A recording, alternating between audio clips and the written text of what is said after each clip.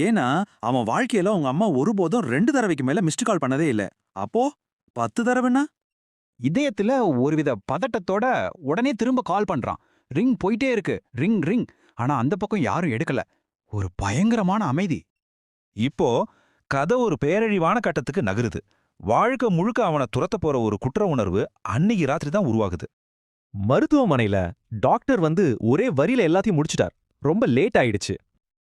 அன்னைக்கு அவங்க அம்மாவோட பையில ஒரு சின்ன பேப்பர் கிடைக்குது. ஒரு ஹாஸ்பிட்டல் ஸ்லிப்.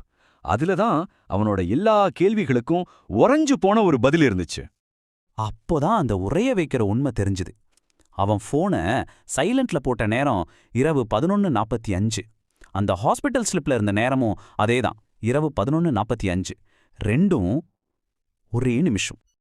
அவன் உடைஞ்சு போய் நிக்கிறான். அவன் மனசுல திரும்ப திரும்ப ஒரே ஒரு கேள்விதான் எதிரொலிக்குது. அன்னைக்கு